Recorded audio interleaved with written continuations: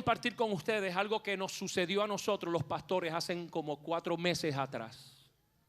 4 meses atrás, yo me reúno todos los miércoles con el cuerpo pastoral, todos los miércoles, excepto cuando tenemos algún viaje. Entonces Pastor Gaby usualmente se queda a cargo de la reunión, pero todos los miércoles, el cuerpo pastoral se reúne para orar y para planificar qué ha de suceder durante el mes, qué ha de suceder en los próximos meses y cómo es que nosotros vamos a desarrollar el programa de la iglesia. Yo fui parte de una reunión de las asambleas de Dios a nivel nacional, a nivel de misiones. Soy parte de la comisión de misiones a nivel mundial.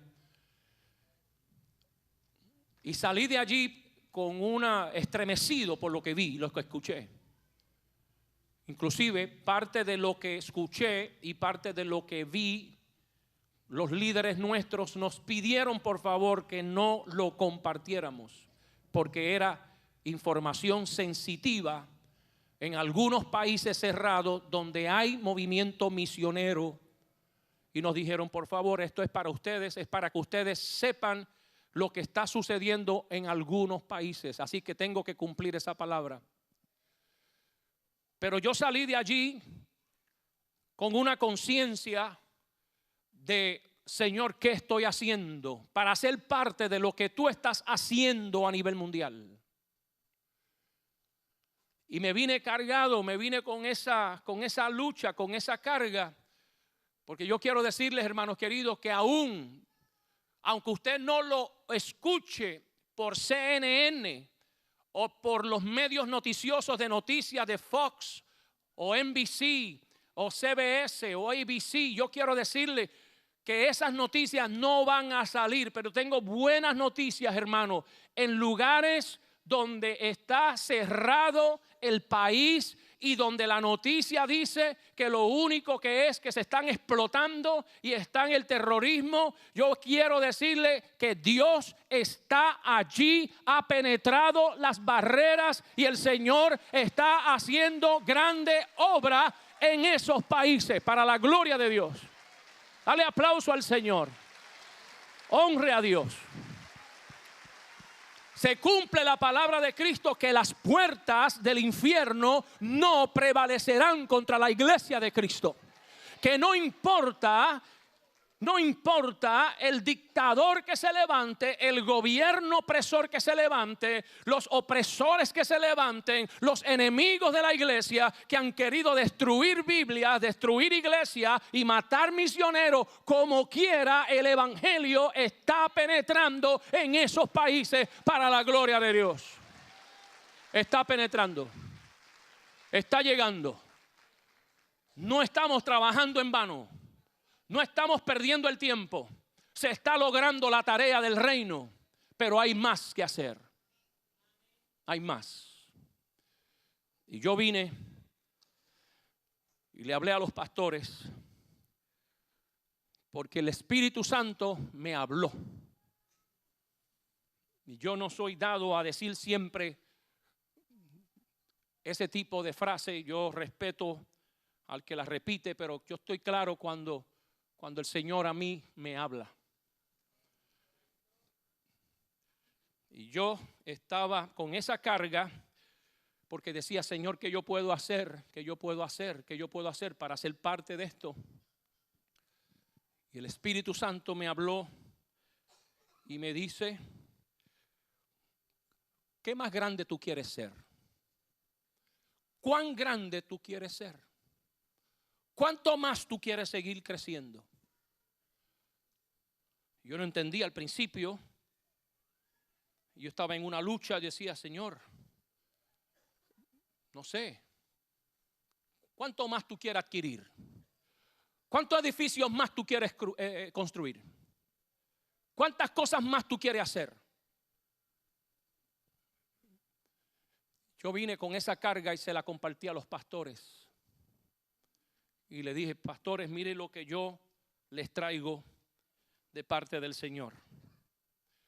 ¿Cuánto más vamos a invertir aquí? ¿Cuántas veces le voy a cambiar la alfombra a la iglesia? ¿Cuántas veces voy a pintar el templo? ¿Cuántas pantallas más necesito? ¿Cuántas luces más invierto aquí? ¿Cuánto más puedo hacer para la iglesia en términos de inversión financiera? ¿Cuánto más invertimos aquí? Cuando en este mismo momento hay países, hay iglesias, hay lugares que no tienen un lugar donde reunirse. Que cuando yo miro a España, ahora en el siglo XXI, hay aproximadamente casi 7,000 pueblos que no tienen ni una iglesia. Y cuando el Espíritu empezó a redarguirme, lo primero que yo hice fue que empecé a admirar lo que Dios nos ha dado. Hermano, mire, yo le digo estas palabras, pero por favor entiéndame. Y por eso es que quiero hablarle al Espíritu. Le quiero hablar a su corazón, a su conciencia, antes de que usted diga cualquier cosa. Estamos agradecidos por lo que Dios nos ha dado. ¿Cuántos se sienten agradecidos y bendecidos? Hermano, esto es una bendición. Este santuario es una bendición. It's a blessing to be here. Esto es una bendición estar aquí. Esta iglesia, Dios nos ha permitido tener, hermano, aquí ahora mismo alrededor hay 40 salones de clase ahora mismo aquí. 40 salones de clase. Una cafetería. Gloria a Dios por eso. Un salón para la juventud que por lo menos caben 250, 300 jóvenes. Un estacionamiento casi para 800 vehículos. ¿Qué más? Dios nos ha bendecido. Pero la pregunta no es esa. La pregunta es, ¿qué voy a hacer o qué podemos hacer en lugares donde no hay ni un solo lugar para reunirse? En donde, como España, no hay iglesia en casi 7,000 pueblos. No estoy hablando de pueblitos de 2,000 personas, hermano. Yo estoy hablando de pueblos como en Santo Domingo y en Puerto Rico y en muchos de nuestros países, pueblitos de 40,000 y de 50,000 personas. Y yo decía esta mañana en el primer servicio, decía, y si hubiera aunque sea una iglesia bautista, pues vamos a apoyar esa porque es la única que hay. Yo estoy hablando de poblados y ciudades que no tienen ni una bautista, ni una luterana, ni una presbiteriana, ni una evangélica, ni una pentecostal. No hay ninguna. Sin embargo, yo estoy aquí y queremos más y deseamos más y hay que seguirlas más. Y el Espíritu, hermano, he checked me. El Espíritu me puso en jaque. Como iglesia, nosotros no podemos perder nuestra perspectiva misionera. We can't. No podemos. No podemos. Y yo quiero que usted sepa, hermanos queridos, que esa lucha la he llevado por estos últimos años. Y no quiere decir que no vamos a hacer unas cosas. Seguro que vamos a hacer. Pero lo tengo que hacer con sabiduría. Lo tenemos que hacer con sabiduría. Y yo sentí en mi corazón, y se lo compartí a los pastores, de que por lo menos este año y quizás el otro año no hagamos ningún tipo de inversión aquí, a menos que no sea algo que se haya roto, pero que no hagamos ningún tipo de inversión física en esta casa y que todo el dinero que podamos levantar lo demos a la obra misionera mundial.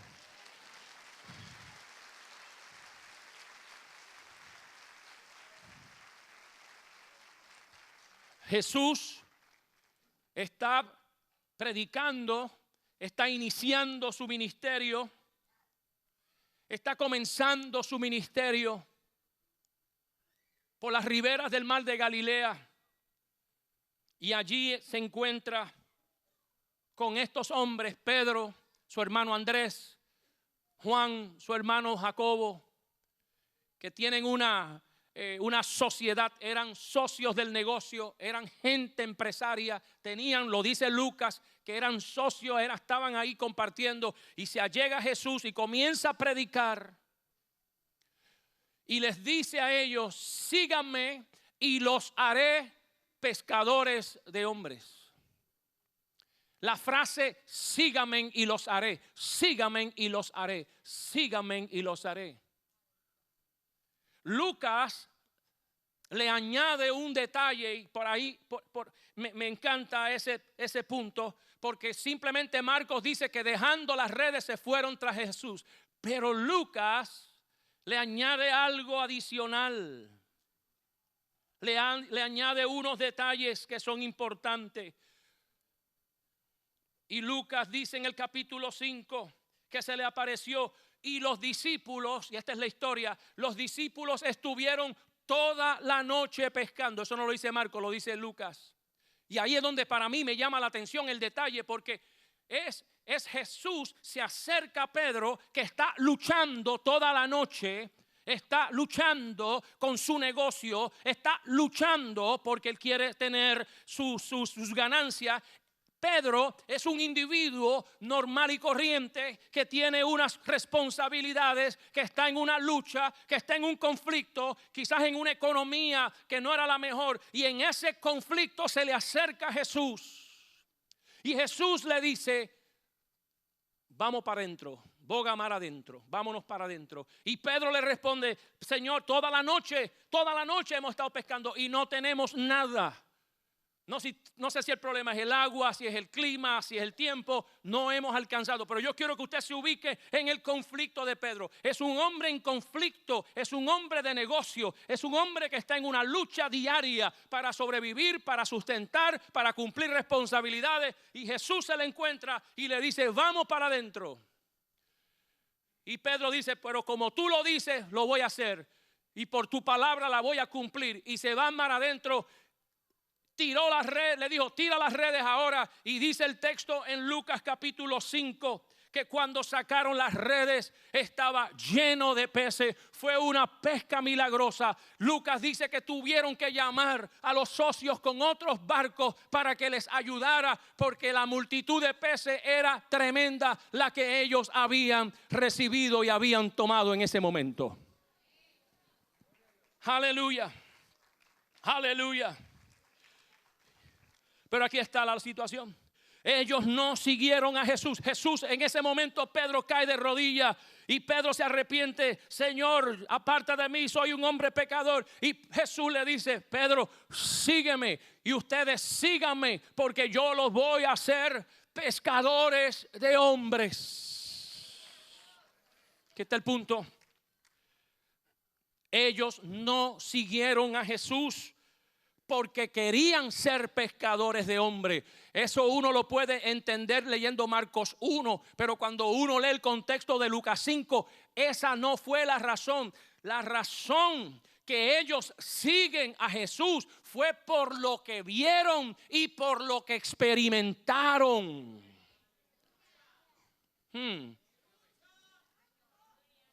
Si ustedes me siguen lo suficiente tiempo, Jesús le está diciendo, yo voy a convertirlos a ustedes en algo que ustedes no son todavía.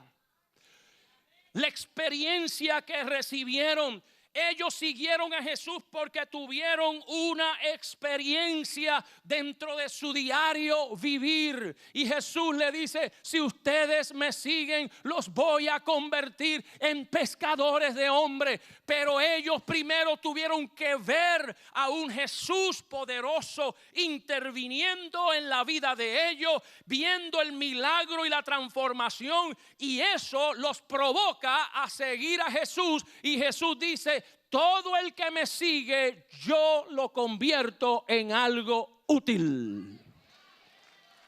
Aleluya, apláudale al Señor. Jesús está diciendo, yo voy a tomar lo mundano. No es que sea malo. lo mundano entre nacimiento y muerte. La mayoría de nosotros, los que estamos aquí, nosotros somos gente que nos preocupa lo mundano que sucede entre nacimiento y muerte. La mayoría de nosotros, todas nuestras oraciones tienen que ver con lo que sucede en el tiempo que nazco y en el tiempo que muero. Jesús está diciendo, si ustedes me siguen, si ustedes se entregan, si ustedes me entregan su vida, yo voy a tomar lo mundano, la preocupación diaria. Yo voy a tomar el diario vivir de ustedes con todo y sufrimiento y le voy a dar valor eterno o valor de eternidad a todo lo que ustedes tengan. En otras palabras, yo le voy a dar valor de eternidad a tu educación si me la ponen en las manos. Yo le voy a dar valor de eternidad a tu trabajo si me la ponen en tus manos. Yo le voy a dar valor de eternidad al novio que tú tienes, al matrimonio que tú tienes, a la crisis que tú tienes, al divorcio que tú tienes. Si tú lo único que estás es luchando, Jesús dice, yo le voy a dar valor de eternidad a tu crisis y de ahí tú vas a ser una persona de influencia y de significado que vas a bendecir al reino de Dios de aquí en adelante. Aleluya. Aleluya. Aleluya. Dios es un Dios que transforma nuestros futuros. No importa las crisis que usted esté viviendo. Dios transforma todo y nos ubica en una posición perfecta con todo lo que Él te concede o te permite pasar como pescador de hombre en la vida de una persona. Tus fracasos, tus éxitos, tus finanzas, Dios dice, le voy a dar valor de eternidad. Pedro, tú has luchado. Tú estás en conflicto, yo sé que tienes responsabilidades, pero escúchame, si tú te acercas a mí, yo voy a tomar esa lucha que tú tienes y te voy a convertir en un pescador. Tú vas a ser gente de influencia, tu palabra va a transformar, tu testimonio va a transformar, la gente que se acerque a ti serán transformadas, tú serás un individuo de influencia y yo voy a hacer de ti alguien de influencia ahora en este tiempo para bendecir el reino de Dios.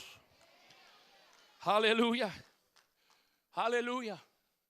Yo quiero decirles, hermanos queridos, que nosotros como iglesia tenemos que ubicarnos en esa posición. Usted y yo estamos en un momento en donde lo único, esa es la normalidad de la vida, a nosotros nos preocupa lo que sucede entre nacimiento y muerte, entre nacimiento y muerte. Pero Dios dice, sí, pero yo tengo que transformarlos a ustedes para que todo lo que ustedes hagan tenga valor de eternidad. No podemos ser cristianos solamente preocupados por lo que sucede entre la vida, entre el nacimiento y la muerte. Esa es toda la preocupación mayor de mucha gente, es nuestra vida, lo que yo quiero, lo que quiero progresar. Todo eso es bueno, pero escuche, eso no es la meta de la vida para un cristiano. Un cristiano que es seguidor de Cristo se convierte en un pescador para Dios, se convierte en una persona de influencia y utiliza su dolor y utiliza su crisis, no le esconde y se va al trabajo y dice, sí, yo pasé por una crisis, pero Cristo me restauró, Cristo me levantó, Cristo me edificó y ahora te puedo hablar de un Cristo que cambia, que transforma la vida. Yo tengo que ser un hombre de influencia. Dígale que está a tu lado, tienes que ser de influencia, tienes que ser de influencia. Aleluya. Aleluya. Mire,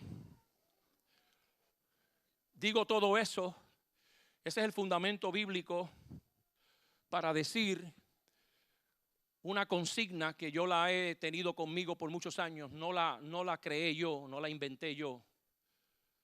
La escuché y me impactó mi vida y se la quiero traer a ustedes. Y la consigna es la siguiente: la tarea suprema de la iglesia es la evangelización del mundo. Nosotros como iglesia existimos no para pasarla bien. No existimos para disfrutar de un buen servicio. No existimos para profetizarnos los unos a los otros. No existimos para emocionarnos y gozar. No existimos. La única razón por la cual la iglesia existe es para que todo el mundo escuche el evangelio de Jesucristo de alguna vez y de alguna manera.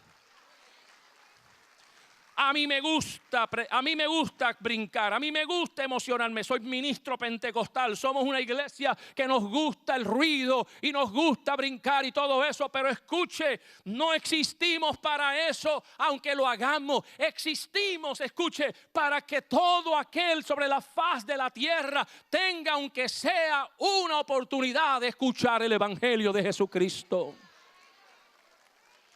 Aleluya.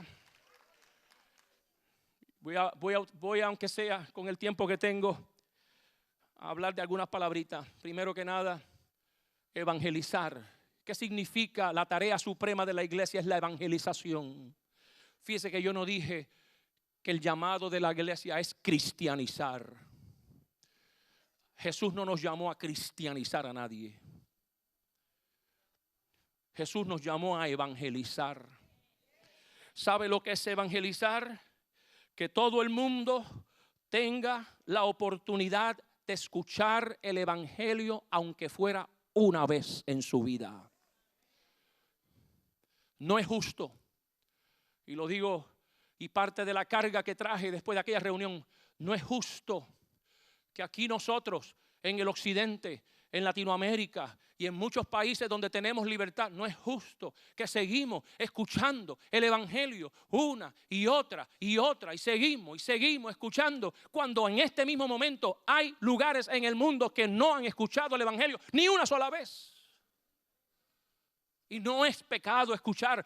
Hermano, de verdad, yo no estoy diciendo que es malo escuchar el evangelio. Usted escuche el evangelio todas las veces que usted quiera, pero yo lo que estoy diciendo es que si pongo en la balanza, que si pongo en la perspectiva de la humanidad, que si pongo este punto sobre una tabla para evaluar nuestra acción mundial, no es justo que aquí yo siga escuchando el evangelio cuando en otros sitios no hay, hermanos, nadie que predique el evangelio.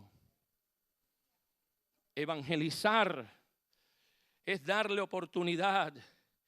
Evangelizar es que escuchen, mire, aunque lo rechacen. Evangelizar no tiene nada que ver con que te acepten el mensaje. Evangelizar significa darle la oportunidad para que alguien vaya y alguien predique. Aunque lo rechacen, aunque lo nieguen, aunque le den la espalda, aunque se mofen. Pero la evangelización es darle la oportunidad a que escuchen el evangelio. Aleluya, aleluya. Y si yo no puedo ir, y si usted no puede ir, entonces tenemos que enviar sustitutos que vayan. Y tenemos que apoyarlos y tenemos que financiarlos. Y tenemos entonces, si yo no puedo ir, si la tarea suprema de la iglesia es evangelización del mundo y yo físicamente no puedo ir, entonces estoy llamado a que un sustituto mío vaya y vaya a ese lugar y yo entonces sostenerlo con mis finanzas para que alguien vaya y predique y evangelice esa obra. De eso es que se trata. Someone has to go. Alguien tiene que ir. Hasta que escuchen. Me da pena cuando hablo con pastores. Me da pena cuando escucho de iglesias que invierten toda su vida en el mismo sitio, 20 años en el mismo lugar, pero no hacen el esfuerzo para enviar a nadie, no hacen el esfuerzo para financiar a nadie. Están en el mismo lugar, la misma comunidad, en el mismo sitio predicando y no hay visión misionera, no hay una visión mundial. Siguen en su mismo lugar, no salen de la misma comunidad, hablan más que yendo al mismo país, al mismo vecindario. Si no, hermano querido, no le dan la oportunidad, aunque sea que alguien vaya. Yo quiero decirle, hermano, hay más de 7,000 pueblos, no tan solo en España, estoy hablando ahora de pueblos étnicos que no han escuchado el evangelio. Aleluya, aleluya. El otro reto que tenemos es que debemos evangelizar el mundo dentro del marco de nuestra generación. Escucha, hermano querido, no hay otra forma de evangelizar al mundo. Por ejemplo, yo no puedo evangelizar la pasada generación porque la pasada generación ya se nos fue. Los que vivían en las junglas más remotas de países que no han sido ya murieron. Yo no puedo evangelizar la próxima generación porque entonces los que nos vamos a morir somos nosotros esperando que ellos se desarrollen. Entonces nadie va a poder alcanzar la próxima. La pasada ya se murió, la próxima no se ha desarrollado. Y si los voy a esperar, entonces me muero yo. Hermano, cada generación de cristianos y de creyentes está llamada a evangelizar su generación para Cristo. Aleluya. ¿Por qué yo se la voy a dejar a la próxima si yo puedo hacer algo con lo que Dios pone en mis manos? La otra palabra que quiero hablar es del mundo, evangelización, pero es del mundo. Lo que significa que nuestra visión tiene que ser visión mundial. Jesús murió por el mundo. De tal manera amó Dios al mundo. Si nuestra visión no impacta más allá de nuestro vecindario, de nuestras comunidades, entonces nuestra visión no se alinea con la visión de Dios. Jesús fue el que dijo, id por todo el mundo. Tenemos que tener visión misionera, visión mundial. ¿Conoces a alguien que se pueda beneficiar de este mensaje? ¿Que necesite escuchar esta palabra? Quiero decirte que este mensaje lo tenemos disponible.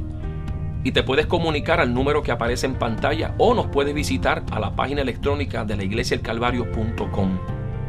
Quiero decirte que si estás en el área de Orlando y nos quieres visitar, estamos bien cerca de las atracciones y de los parques. Estamos en el 2500 de la West Oak Ridge Road, Orlando, Florida 32809. Que Dios te bendiga y nos vemos en el próximo programa.